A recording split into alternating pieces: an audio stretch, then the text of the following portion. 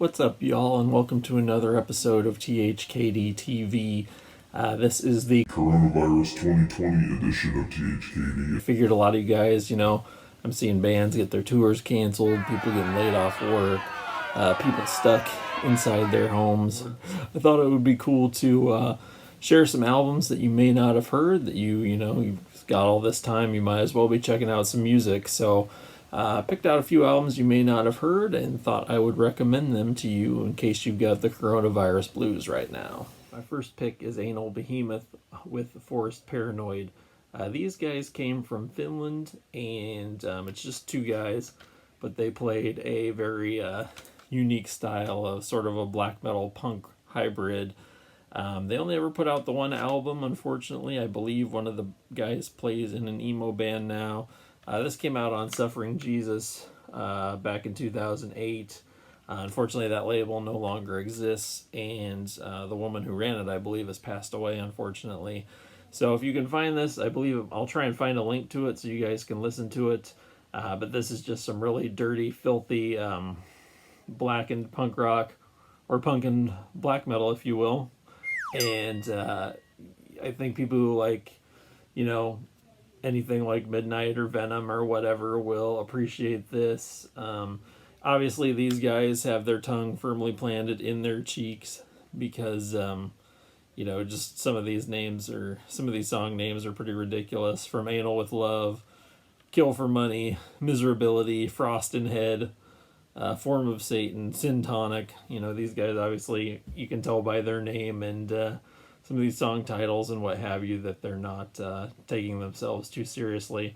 But if it's a joke band, it's one of the best joke bands I've ever heard. So definitely check out Aanal Beehemoth. That's Forest Paranoid. My next pick is Broken Hope, Mutilated and Assimilated. This just came out a few years ago on Century Media. Broken Hope came back after a long hiatus, and this is their second album since coming back. I picked this one because I thought it was kind of appropriate for our situation. Several of the songs are based on the classic John Carpenter body horror movie, The Thing. Broken Hope, I don't feel like they get the recognition they deserve. Definitely, in my opinion, a classic death metal band, and one of the few classic death metal bands to come out of the Midwest. And I feel like also that a lot of brutal death metal and slam bands took a lot of influence from these guys. So definitely worth checking out. Broken Hope, Mutilated, and Assimilated. Pick number 3, Soils of Fate, Crime Syndicate. When you think of Swedish death metal, you don't really think of slam, but Soils of Fate are 100% pure slamming brutal death metal, or it seems to be not as big there as it is in America or Japan, for instance. Seem to be the two biggest slam countries. Oh, and Russia, I almost forgot about Russia as well. Not a lot of slam coming out of Sweden. But one thing that's cool about these guys, not only is the production real gnarly on this, but as opposed to singing about like misogynistic shit or slasher type shit or blood and guts type shit, they sing about crime and gang life and what have you. So it's a lot different subject matter wise for a slam album, which I think is pretty cool. I did an interview with this band not too long ago. I'll put a link to it in the description box. But if you're into slamming brutal death metal and you never heard these guys, really good stuff. Not very technical, but really catchy. Every fucking riff's a pit riff on here. Definitely check out Soils of Fate, Crime Syndicate, if you've never heard this one. In my opinion, this is kind of an unsung classic of slamming death metal, so definitely get a hold of this if you have a chance. Up next, Project Hate.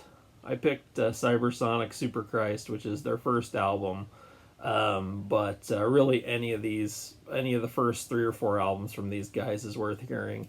It's a really interesting mix of death metal and industrial, which you don't see very often. You see a lot of industrial black metal bands, but not very many industrial death metal bands. So these guys are kind of an anomaly and definitely worth checking out. Some veteran metal dudes handling everything on this, and there's also some female vocals, so it's kind of like this weird Mix of death metal and industrial, and then female vocals like what you might expect to hear on like a Cradle of Filth album or something of that nature.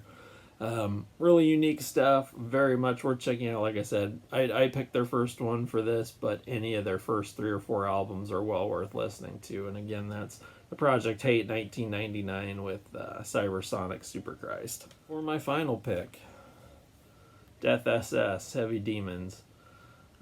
Death SS is an Italian band. They've been around forever, since at least I think the end of the 70s. And they play a really interesting style. It's kind of a hybrid of like traditional heavy metal and doom and thrash.